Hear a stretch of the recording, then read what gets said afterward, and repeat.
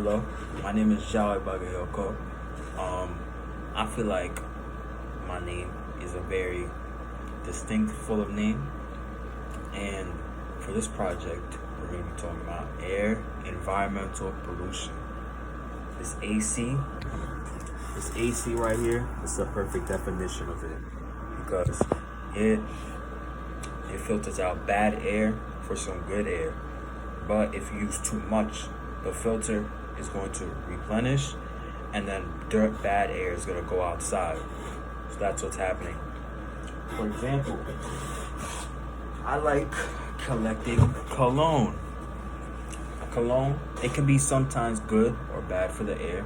For example, if you go to the gym, go to the gym, go to the locker rooms.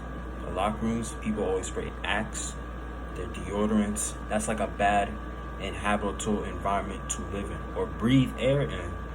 Because breathing air, you don't want you should breathe like real air. Like no vaping, no smoking. Even though it's like an addiction, no one can stop it. That's on you. I could also help people with their breath. Because some people's breath be stinking. They be stinking up the room. So it's what I recommend. Tongue scraper.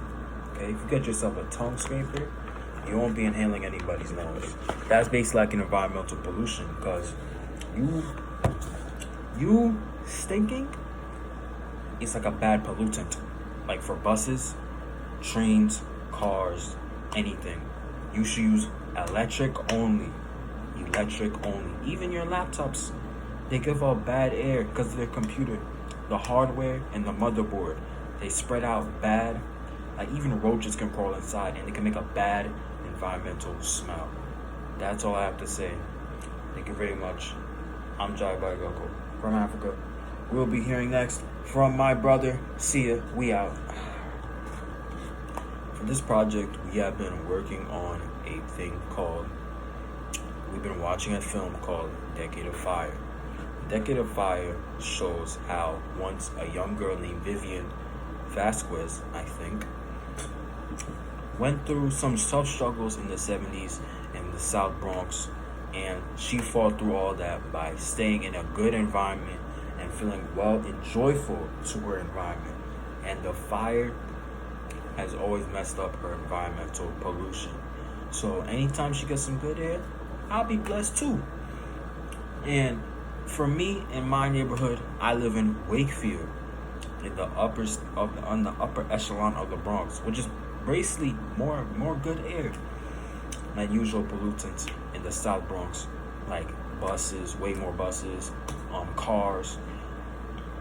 So, in my experience, I've seen a lot of trash, but like if you go down to like South Bronx, Manhattan, Brooklyn, there's way more pollutants that are available to happen. But even though I still live in the upper echelon of the Bronx, we still have some pollutants. I'll be showing you those examples right now. My name is Diawoy Bagayoko, and this is my brother, Muhammad Bagayoko. Hello. How's your day today? My day has been well. How about yours? My day is also very, very good. I woke up late. That's all I know. Oh, Let's get this started quickly. How has air pollution affected your daily life? air pollution is a daily thing that I have been challenged my entire life, actually. I had asthma when I was a kid, when I was 3, or even before that. Anytime I was out and about in New York City, I was constantly coughing, and my mom had to give me a respirator to help me to stop coughing, of course. But yeah, it's always been affecting my daily life. Even now, from now and again, I do constantly cough from time to time. So yeah. Um, since we're on video, and 2 days ago you left me, that's what it looks like. Since you're living now in upstate New York, how has Anianta changed your breathing space compared to back to the Bronx? And I can also see, you told me you went to Japan. How was that as well in compared to the Bronx? So from I'm gonna start from here. So Anianta, where I'm currently at right now in upstate New York, it's significantly different from the city. It's like a 9-day difference actually. Um, Basically, there's more breathability. you can go around anywhere whenever you want, you know. There's a lot more stuff to do where I don't cough as much. And even in Tokyo, Japan, there's a lot of electric vehicles and a lot of green energies going around in the city. So there's not a lot of car pollution or garbage around compared to New York City. Now, I'm not dissing New York City, but you know, it's just the way how I observe myself from my body. Hmm. And what about Japan? Yeah, Japan, again, the greenhouse energies and all the electric vehicles, it was very delightful to say the very least because I wasn't constantly coughing everywhere, you know. Well, there's still pollution, but in terms of like garbage pollution, car pollution, vehicle pollution, and stuff like that, it was a lot more tame. I have also a question about Japan. Is that why you guys wear masks in Japan? No, Like anytime I see a video of Japan, I always see people wearing a lot of masks. no, that was a result from COVID, and I came right after the the peak of the pandemic finished. Even now, they're still very cautious of what they do. All right, all right. Well, there's air quality. How can we reduce it? How can it be balanced? Because I seen a stat, Wakefield, it's a 37 air quality index, which is fair enough, but that's not the best it can be because it can also be harmful to asthma people. It's not good enough, basically. Community cleanups. So if you're out with your friends, or even if you're by yourself, if you see someone throw trash on the floor, pick it up if you have the spare time. With caution, of course. But again, like anything, any small thing leads to bigger changes, and everything results from helping our planet and helping climate change, whether it be bad or good. So yeah. Hmm. Hmm. I love that answer. Thank you. Um, what was I gonna say? Remember those Canada wildfires? Yes. What was your reaction to that? And did you go outside that day? And if so, what was your experience in that time? I do remember the Canadian wildfires. I think it happened last year in 2023. Um, I was not outside for the very reason that the wildfires even existed in the first place, and my asthma would have went out like crazy. My experience, do remember you, Joway.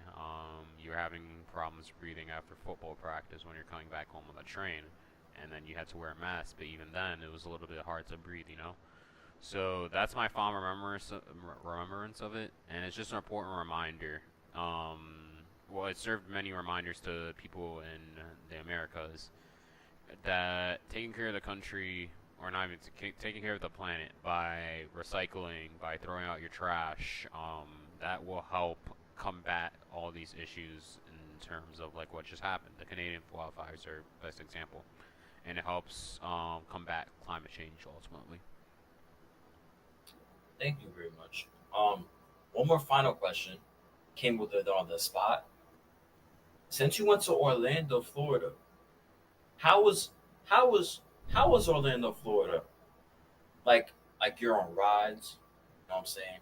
How can you breathe better? Like when you're on the rides, like Disney World, for example. And I see you went to Six Flags before. How is that compared to them? What do you mean by that? Could you clarify? Like, Like you went to amusement parks, for example. You went to Six Flags, like like breathing. Like there's a lot of people there. And you went to Orlando, Florida.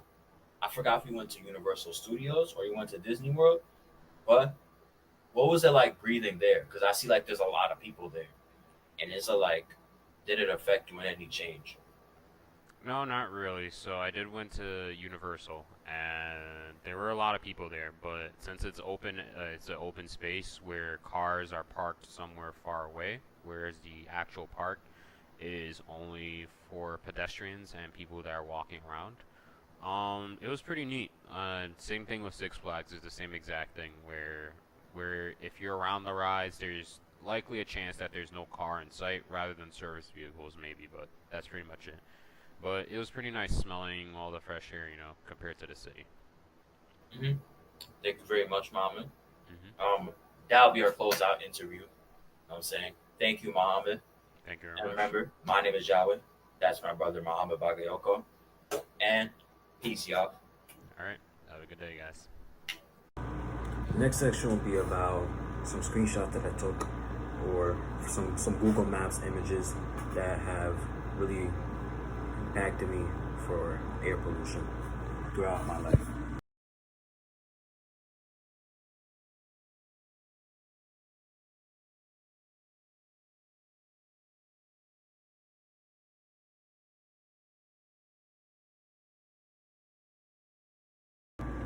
Evidence that I found for my project is in the 50 most polluted census tracts in the state are in Bronx, Manhattan, Queens, and where pollution from 2.2 to 2.5 times the state average, which basically tells us that the more southern you go in New York, the more higher the air quality will decrease.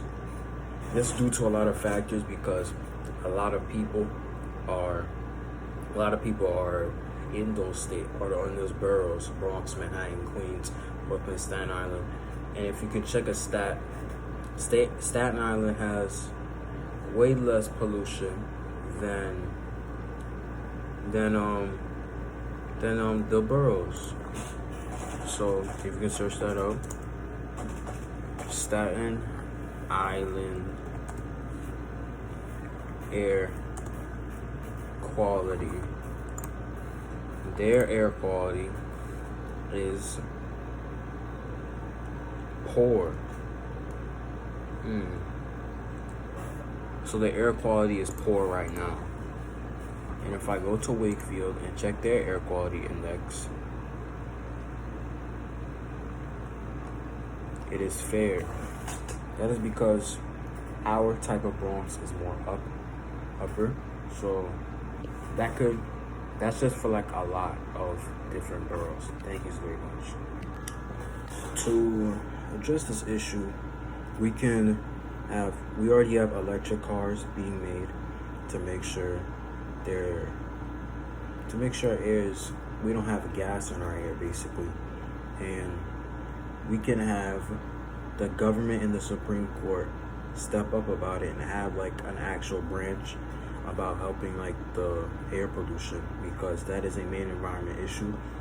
Today, from my experience when I went to the laundry, there's a lady smoking right next to me and she wasn't aware of how I was there, and that kind of offended me because you're not supposed to be smoking in front of a child, plain and simple. Thank you very much.